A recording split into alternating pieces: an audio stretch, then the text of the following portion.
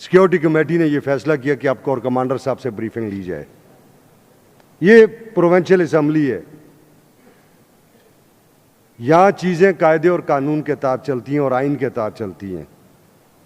आइन की किताबें जो इख्तियारात हमें देती हैं, हम उसके तहत काम करते हैं। हम कतन किसी ऐसे अदारे से ताल्लुक नहीं रखते जो आइन की किताबों के ऊपर चढ़ के खड़ा हुआ है।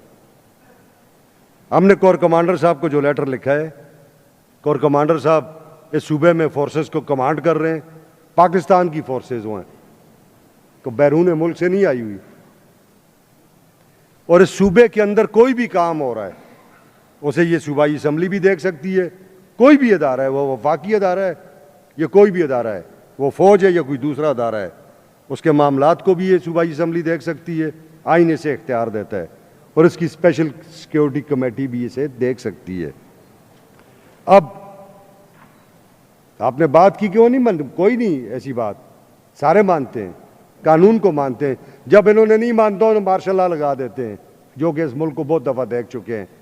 तो उन्हें लग जाएगा तो कोई नई बात नहीं होगी, मगर जब तक कोई ऐसी बात नहीं है तब तक हमारा आइन इन प्लेस है और आइन के तहत ही ये चीज़ें चलेंगी। अब क्या है जी,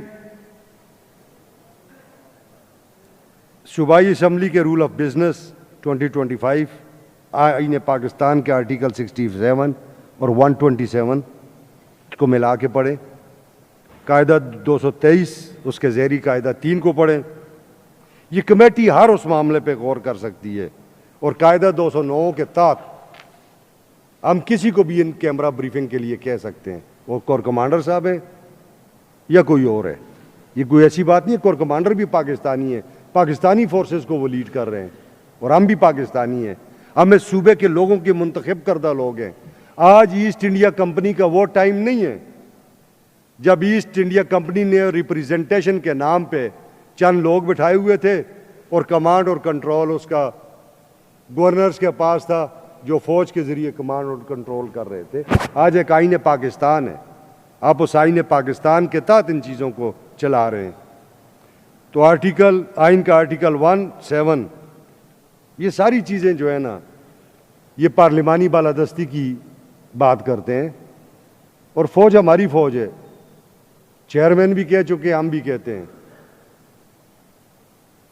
तो इसको गलत रंग देने की या इससे गलत तासर लेने की ज़रूरत नहीं है। कोर कमांडर साहब अगर मुनासिब समझेंगे तो वो अपने अदारे से इस पे राय ले लेंगे।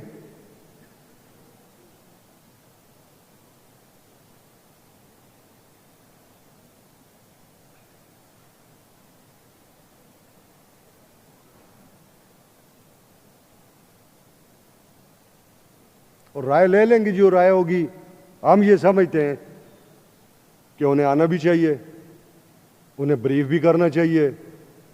इस सूबे का इंफ्रास्ट्रक्चर तबाह हुआ है, ये सूबा 25 साल से लाकानूनियत को भुगत रहा है, दहशतगर्दी को भुगत रहा है।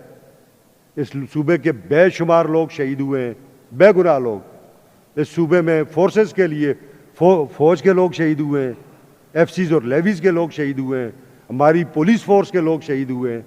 तो हम क्यों ना कंसर्न हो इस बारे में कि एक जो इशू है, जब हम इसको ब्रीफिंग ले लेंगे तो हम अपनी इस हाउस में इसको टेबल भी करेंगे, अपनी जो सिफारिशात हैं वो सूबाई हुकूमत को भी भेजेंगे और कौमी हुकूमत को भी भेजेंगे।